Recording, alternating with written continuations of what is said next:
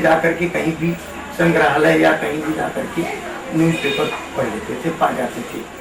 उस समय टीवी, उस समय मतलब टीवी की बात तो छोड़ दीजिए, उस समय मतलब जो है हमारे पास रेडियो सुनने को नहीं मिलता था। अगर रेडियो सुनने को मिल गया तो 10 गांव के लोग एक चार गांव के लोग मिलकर के उसको सुनते थे, वो आया। उसके बाद टीवी आई तो मतलब 10 गांव, 4 गांव, 2 गांव, 6 गांव एक घर में बैठ करके मनोरंजन करने लगे।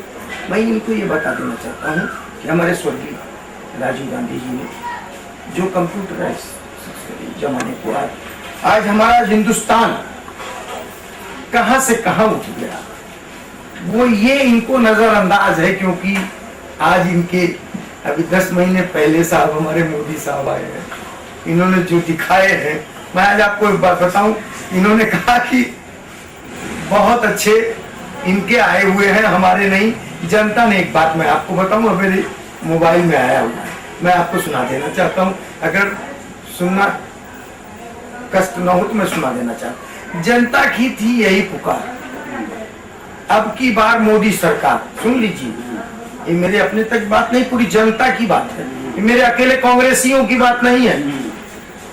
मोदी जी जब आएंगे, अच्छे दिन वो लाएंगे। मोदी जी तो आ गए, पर अच्छे दिन कहां गए? उंगली पर मैं रहा हूं गिन, कब आएंगे अच्छे दिन। थोड़ा सा धंधा चलता था, बच्चों का पेट पलता था। यानी हम इतने अपने में मशगूल थे, अपने काम धंधे में इतने थे कि हमारे बच्चों को हम अपना धंधा किसी तरह से भी हम अपना पालन पोषण कर लेते थे और अच्छे थे, क्योंकि हमारा धंधा चल रहा था, रोजी रोटी चल रही है। इनके आने के बाद सर अब देखिए पलता था। जब से मोदी जी आए धंधे की बात लग गई, क्योंकि इन्होंने इतने सब्ज बाजार दिखा दिए कि आपको कुछ करने की जरूरत है, तो हम थोड़े से आलसी हो गए। चलिए ठीक है, धंधे की बात लग गई। काले धन का वादा था, कितना नेक इरादा था। 15 लाख रुपया आपके बैंक में जाएगा, चिंता मत करो, काले धन हम लेके आएंगे। एक बाबा जी हमारे रामदेव बाबा जी हैं, उन्होंने इतना कुछ कर लिया है कि उनको आज की तारीख में मैं आपको बताऊं कि मैं इतनी दवाएं, इतना ये योगा से ही उन्होंने कमाया। तो उनको चाहिए था कि अपने मस्त रहने, राजनीति में आने की कोई जरूरत नहीं थी, लेकिन नहीं, मोदी जी का सह था, उनको प्यार था, उन्होंने इतना बड़ा प्रचार प्रसार किया। और उन्होंने ही कहा था, ये मुद्दा उठाया काले धन का, उन्होंने ही उठाया था। और भुनाया किसने? भाजपा सरकार ने भुनाया उसको। चलिए ठीक है, कोई बात नहीं, भुना तो लिया आपने, तो आग लगाए। काले धन का वादा था, कितना नेक इरादा था। 90 बादल छाए थे, शायद अच्छे दिन आए। बादल बिन बरसे चले गए, क्या करें हम, फिर भाषण से छल गए। चोर मौसेरे भाई, क्या बीजेपी और क्या आप सर पीडीपी। अच्छा, मैंने मतलब किसी कांग्रेसी ने आपको भेजा है? नहीं सर, सर ये कांग्रेसी की बात नहीं है, ये आम जनता का। भाई अब मैं नाम किसको क्यों बताऊंगा? तो चोर मौसेरे भाई, तो भाई चोर, अरे भाई चोर, कांग्रेस पार्टी को भी आप चोर मानते हैं? ऐसा कैसे है? मुझे ऐसे बोलना चाहूंगा सर, मैं कविता हो गई, बीच में कूदने की आदत न करो। सर अब आपने तो मुझे रोक दिया, मेरी कविता को मैं यही विराम करता हूँ। मैं इनको ये बताना चाहता हूँ, कविता का सर आपने विराम कर दिया तो नहीं सर,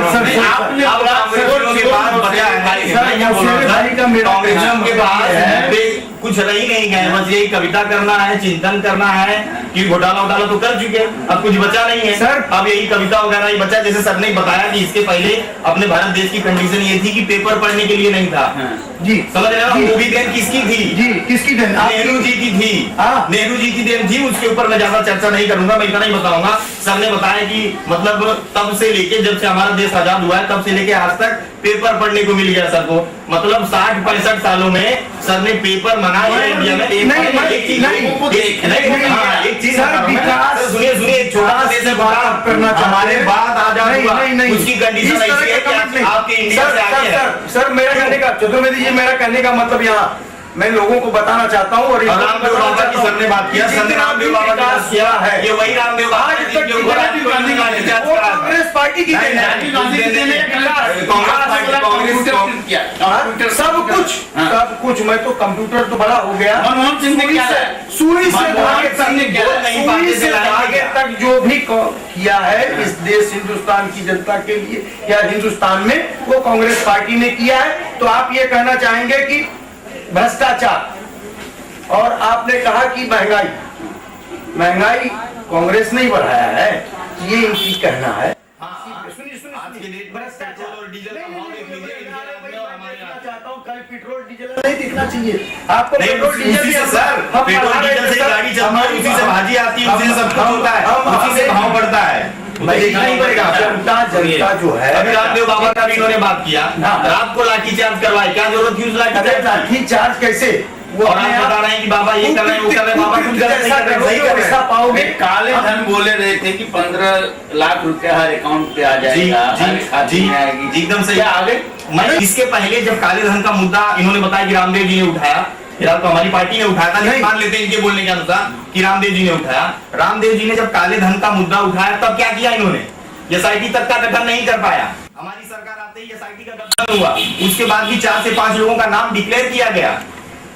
आज तक ये अरे सर किया, कोर्ट ने उनकी जांच करने के लिए बोला, क्या होगा वो मर्डर कोर्ट के पास है, तो उसमें 60 साल में सर ये लोग कुछ नहीं कर पाए, अब 9 महीने में इनको 60 साल से ज्यादा। आपने जो है 3-4 प्रश्न पूछा कांग्रेस वालों से या बीजेपी वालों से कि मोदी जी काला धन चोर मौसेरे भाई पे आपकी परिचर्चा शुरू, तो मैं ये कहता हूँ साहब कि नहीं, चोर मौसेरे भाई पे नहीं, चोर मौसेरे भाई आपके अलायंस पार्टी के नेता, कांग्रेस के नेता तिवारी जी ने बोला कि चोर मौसेरे भाई साहब में आपको मैसेज आया है, क्या कांग्रेस पार्टी ने भेजा है? मैंने कहा आप ब्लेमिंग करने की आदत सी हो गई आपको। जनता जो सच्चाई है जनता ने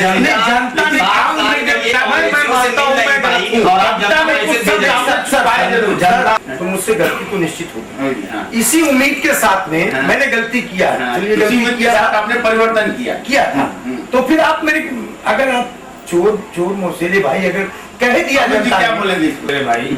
मुझे बताइए आप जो है कैसे न माने मौसेरे भाई ये लोग हैं जो है कि जिस रामदेव बाबा ने इस मुद्दे को लेकर के इतना बड़ा आंदोलन किया, अनशन किया, क्या पिछले 10-12 महीनों से 11 महीनों से रामदेव बाबा है कहाँ? उस मुद्दे पे बीजेपी सरकार के विषय प्रश्न क्यों नहीं पूछते हो? सर मैं बोलना चाहूंगा कि रामदेव बाबा जी MP MLA नहीं है क्यों मार्केट में आके बताएं, वो उनको मार्केट में आने की जरूरत नहीं, वो संत है, वो अपना काम जिस तरह करना है। जी तो ये था कि कांग्रेस पार्टी ने उनको अनशन नहीं करने दिया है, उनका आंदोलन नहीं चलने दिया। अब तो भारतीय जनता पार्टी की सरकार है, वो आंदोलन कर सकते हैं। सर वही तो बता रहा हूँ मैं आपको, इन लोगों ने क्या किया वही समझा रहा हूँ। 11 महीने से आंदोलन करने को जरूरत नहीं है, आप लोग मिल के 60 साल में कुछ नहीं कर पाए, 11 महीने में सब कुछ चाहिए आपको। बता रहे हैं किसान मर रहे हैं, मतलब मोदी जी जैसे PM बने वैसे किसान मर रहे हैं, ऐसा कुछ नहीं है। ये बोले कि अभी 2 महीना लोगों के दिए, अभी 2 महीना हुआ, अभी 3 महीना हुआ, अभी तो 4 महीना हुआ, ऐसे ये बोले कि अभी तो 5 साल हुआ है। आप जैसे झूठ बोलने वालों को जनता ने जिस तरह रास्ता दिखा दिया, अगर हम गलत होंगे तो हमें भी दिखाएंगे, जो सही है वो सही है। तो बस 5 साल तक तो शांत करेगी के हिसाब। सर आज मोदी ऐसा नहीं है, ये इन्हीं लोगों की देन है। अच्छा, ये कृषि मंत्री थे इनके शरद पवार जी, अनाज गोदाम में सड़ गया लेकिन बंदे ने मार्केट में जाने नहीं दिया। क्यों? कानून भी तो कांग्रेस क्या लाया वो भी सुन लीजिए सर, वो भी जान लीजिए लाया क्या इन्होंने क्या लाया कि 1 रुपया किलो आपको गेहूं मिलेगा, 2 रुपया किलो दाल मिलेगा, 3 रुपया किलो चावल मिलेगा। पब्लिक खुश हो गई, बड़ा अच्छा काम कर दिया इन्होंने। उसके बाद जब पब्लिक थैला लेकर राशन की दुकान पे पहुंची तो राशन वाले ने क्या बोला कि तुम्हारे पूरे घर में अगर 4 लोग हैं, वो चारों का जो सैलरी है वो मिला के अगर 60,000 से कम होता है तो इस सब चीज का लाभ आप उठा सकते हो। अब मेरे को एक एवरेज बता दो, अगर 5,000 भी आदमी कमाता है तो हो गया उसका 50,000 60,000 रुपया। 5,000 अगर आप कमाते हो तो आपको कुछ नहीं मिलेगा। क्या है? साल का 60,000 व्यक्ति गरीब नहीं है, अगर उसके लिए सबसे अत्यंत गरीब व्यक्ति है, अत्यंत गरीब व्यक्ति को अगर हम सब्सिडी या योजना ला करके नहीं दे रहे हैं, क्या है? कम 8,000 से नीचे होना चाहिए। उधर इनकम टैक्स आप लगा रहे हो 2 लाख के ऊपर, तो अत्यंत गरीबी रेखा का आधार क्या है? मैं आपको देश खोखला कर दिया इन्होंने क्या किया, जो 15 लाख का सब बाजार दिखाया कि काले धन से जो पैसे आएंगे वो सबके अकाउंट में डाले जाएंगे। इसके अच्छे दिन आए, आप एक सेंटेंस सरकार के दिन अच्छे दिन है, जनता के दिन अच्छे नहीं है। आप बताएं कि इससे पहले अच्छे दिन बीजेपी के लोगों के आए हैं, क्योंकि इन्होंने कभी आज तक शासन चलाना और देश चलाना ये सब क्या बोले, क्या लोगों को ही आए हैं और हमें थोड़ा समय तो देना पड़ेगा। जिस तरह आज 60 साल 65 साल से लोग राज कर रहे हैं, देश को लूट रहे हैं, तब अच्छे दिन का ख्याल नहीं आया। आज एक व्यक्ति, एक जो इन्होंने हल्ला मचाया, चाय बेचने वाला आदमी आज वो पीएम बना है, तो उसको आपको थोड़ा तो समय देना पड़ेगा। ये इन्होंने कहा कि ये चाय बेचने वाला आदमी है, ये पीएम कैसे बन सकता है, ये ऐसा कैसा हो सकता है। हमारे किसी भाजपा के कार्यकर्ता से लेके बड़े नेता तक ने किसी ने कहा कि सोनिया गांधी रेस्टोरेंट में काम करती थी। आपको परसों आप पेपर में पढ़े होंगे कि 3,500-4 हजार मतलब बच्चों में एक बच्ची को मतलब जो है वो बच्ची ने गीता का पाठ किया पूरा, उसको कंठस्थ है पूरा। सर मैं आपको बताना चाहता हूं, जैसा कि इन्होंने कहा कि कांग्रेस कभी कुछ की नहीं और किसी को प्रोत्साहन दिया नहीं, अच्छे लोगों को अच्छे की हमेशा मतलब जो है पहचान उनकी है सर, और उसको प्रोत्साहन देना चाहिए, वो कांग्रेस ने हमेशा दिया है। सर मैं आपको बताऊं कि कल हमारे माननीय संजय निरुपम जो मुंबई प्रदेश कांग्रेस के हमारे माननीय अध्यक्ष हैं, वो लोग कल उस बच्ची को बुला करके बीआरसीसी कांग्रेस कमेटी के ऑफिस में उनको बुला करके सम्मानित किया है। उन्हीं संजय निरुपम की बात कर रहे हैं जो महिलाओं की इज्जत नहीं कर सकते और बता रहे हैं कि एक बच्ची को सम्मानित कर रहे हैं। ये वही संजय निरुपम है जिन्होंने हमारी मंत्री स्मृति ईरानी को बोला कि फुमके लगाने वाली औरत। अगर जो है तेल इसके पेट्रोल डीजल के अगर भाव कम होते हैं तब बीजेपी वाले कहते हैं कि मोदी सरकार की देन, और जब वो तेल के भाव बढ़ते हैं तो कहते हैं इंटरनेशनल मार्केट में भाव चढ़ गए।